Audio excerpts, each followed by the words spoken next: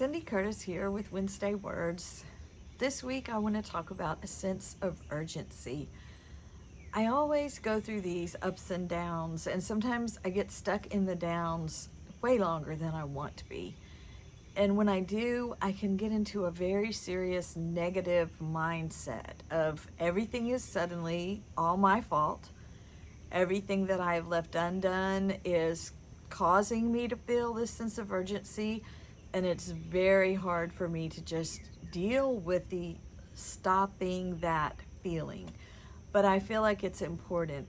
A big part of my healing and my getting over myself, so to speak, is to stop that sense of urgency.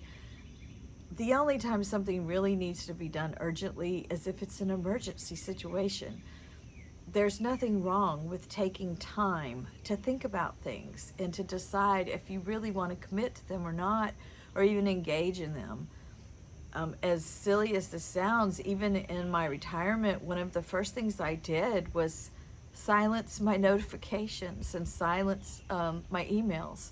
So I can check them when I have time to check them. I don't have to check them the moment they come in. Sometimes I'll admit I don't even answer my phone when it's ringing.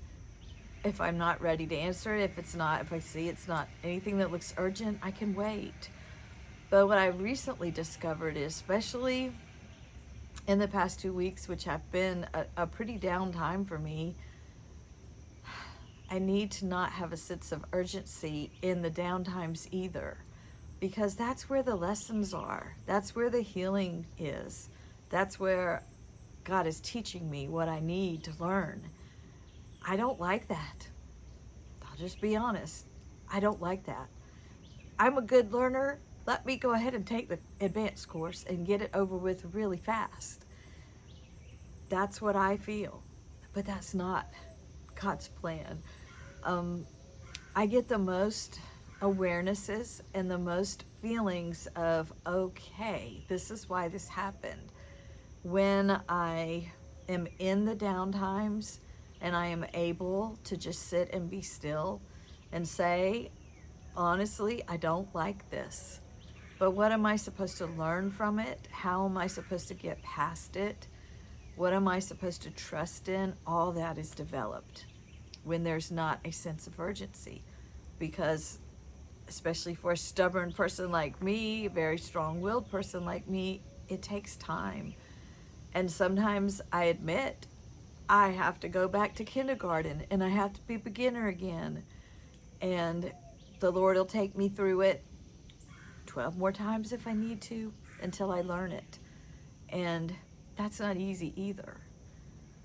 But I also find when there's not a sense of urgency that I'm more aware of things that I might have missed otherwise. I put a picture in today's post of something that I made a U-turn and went back and took a picture of. It was so beautiful yesterday morning. I didn't have a sense of urgency. I didn't want to be late, but I had time to stop and do that. It didn't take possibly 37 seconds to do that. And now I have something I can share with you and something I can look at myself that was utterly beautiful. And I think that you need to know, when I came out here to get set up to record this, there was a beautiful red cardinal right on my little bird bath. And I might have missed that had I not stopped. I even have my cat out here who is camera shy, but she is out here with me this morning. And that's kind of nice too, to just take that minute to linger over petting her for a minute and don't be in such a hurry. I am in the final edits of my book, Everybody Lies. My husband, copy editor, went through it this weekend, and now we're going through together the final drafts of it, and it should be ready in maybe a day or two to go ahead and for me to push that button. Thank you for your support and encouragement on it, but that's another thing. There has to be no sense of urgency. I have to do this carefully and with a lot of looking at it word by word one more time to try to get all of the errors that are likely to happen.